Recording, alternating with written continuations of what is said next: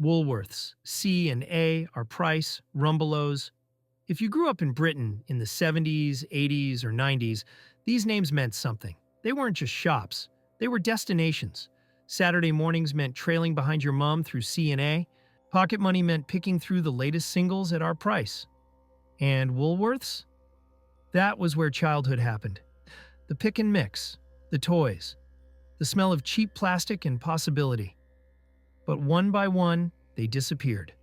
Not overnight, slowly, quietly, until one day you walked past an empty shopfront and realized they were gone. And with them, a piece of British life vanished too.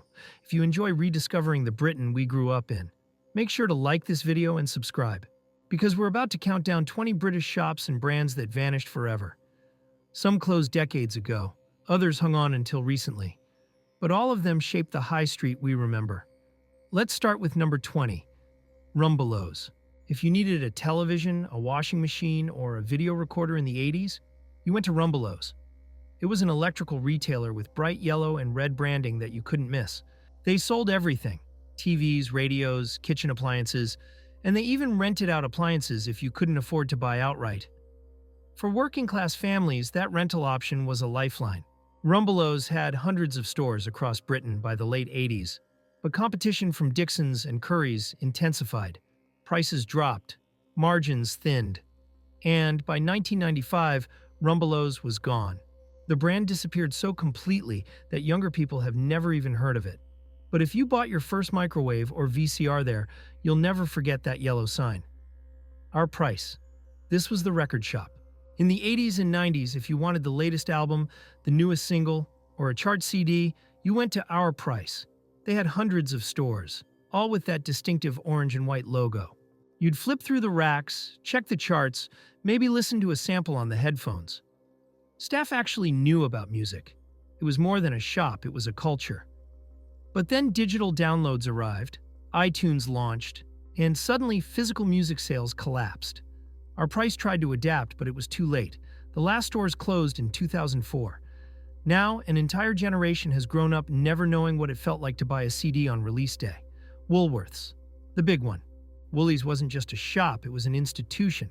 It sold everything: toys, sweets, homeware, stationery, gardening supplies, music, and DVDs. But most of all, it sold memories. The pick and mix counter was legendary. You'd fill a bag with cola bottles, fizzy dummies, and jelly babies, weighing it carefully to stay within budget. Christmas meant Woolworths. Birthdays meant Woolworths. Boredom on a Saturday meant Woolworths. At its peak, there were over 800 stores across the UK. But the business model was outdated. Supermarkets undercut them on price. Specialists beat them on selection. And when the 2008 financial crisis hit, Woolworths couldn't survive.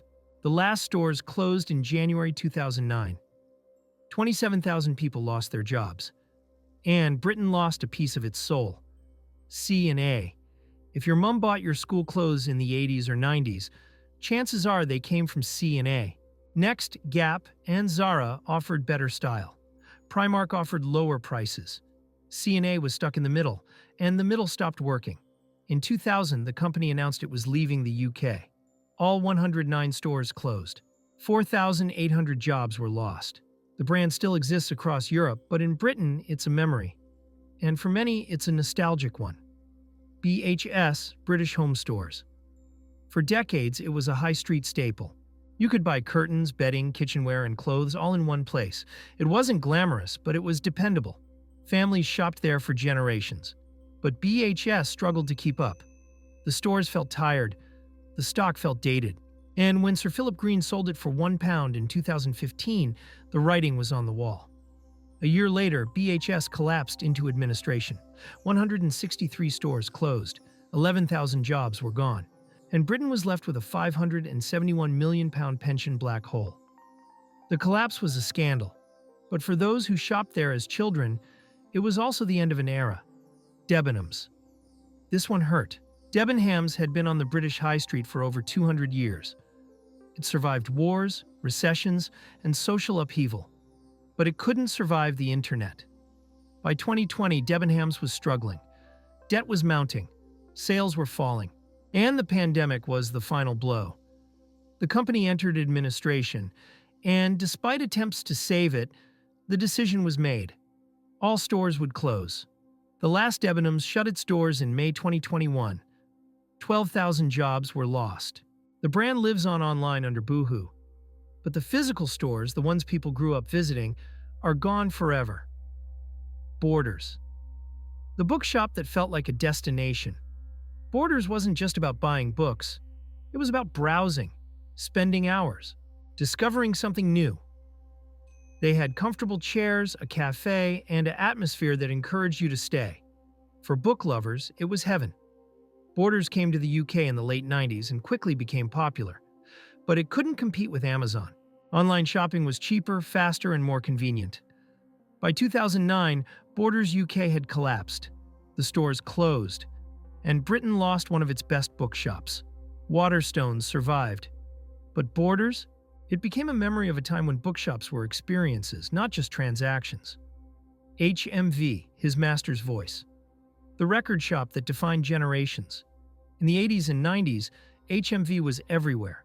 You'd go there for albums, singles, posters, DVDs, and video games. The dog and gramophone logo was iconic. But the digital revolution hit hard. Music went digital. Streaming killed physical sales, and HMV struggled to adapt. It entered administration in 2013. Some stores were saved, but many closed. It happened again in 2019. More closures, more job losses. HMV still exists today, but it's a shadow of what it was. The flagship Oxford Street store is gone. The culture around buying music is gone, and for many, HMV's decline symbolizes the death of the high street itself. Dixons, the electrical retailer that dominated the 80s and 90s. If you wanted a computer, a camera, or a hi-fi system, you went to Dixons. The stores were packed with the latest tech, and the staff, whether helpful or pushy, knew their stuff.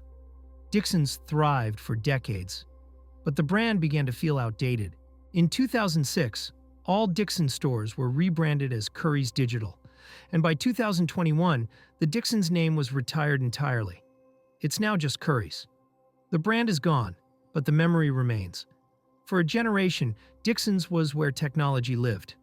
Blockbuster. Friday night in the 90s meant one thing. Blockbuster. You'd walk in, browse the aisles, pick a movie, grab some popcorn, and take it home. It was a ritual, a social experience. Blockbuster had hundreds of stores across the UK. But then Netflix arrived. Streaming changed everything. Why go to a shop when you could watch anything, anytime at home? Blockbuster tried to adapt, but it was too late. The UK stores closed in 2013. The last one shut in 2018. And with it, the era of video rental ended. Younger people will never know what it felt like to argue over which film to rent. And honestly, that's a loss. Toys R Us. Every child's dream. Walking into Toys R Us felt like stepping into Wonderland. Endless aisles of toys, bikes, games, and action figures. The jingle, "I don't want to grow up, I'm a Toys R Us kid," is still burned into memory. For decades, it was the ultimate toy shop. But online shopping killed it. Amazon offered better prices and more convenience. Toys R Us couldn't compete. In 2018, the UK stores closed. 2,000 jobs were lost. And childhood lost one of its greatest landmarks. Woolworths wasn't the only pick-and-mix destination. Littlewoods was too. But Littlewoods was more than sweets. It was a catalog giant. Before the internet, Littlewoods was how many families shopped. You'd flip through the catalog, circle what you wanted, and order it. Clothes, toys, furniture, it was all there. The stores were equally popular. But the rise of online shopping made catalogs obsolete. Littlewoods tried to pivot, but the brand faded. The stores closed, the catalog stopped, and Littlewoods became a relic of a pre-digital age. Comet, another electrical giant that couldn't survive. Comet was massive in the 80s and 90s, selling fridges, freezers, TVs, and more. But it struggled with debt, poor management, and fierce competition. In 2012, Comet collapsed. All 236 stores closed. Nearly 7,000 people lost their jobs. It was sudden, shocking, and final. The brand vanished almost overnight, and with it, another piece of the British high street disappeared. MFI. If your parents bought flat-pack furniture in the 80s or 90s, it probably came from MFI. The brand was synonymous with affordable DIY furniture. Kitchens, wardrobes, bedroom sets, MFI had it all. But IKEA arrived and did it better. Cheaper, trendier, and with better marketing. MFI couldn't compete. By 2008, it had collapsed. All stores closed. The brand was gone. And IKEA took its place as Britain's flat-pack king. Safeway, once a giant of the British supermarket scene.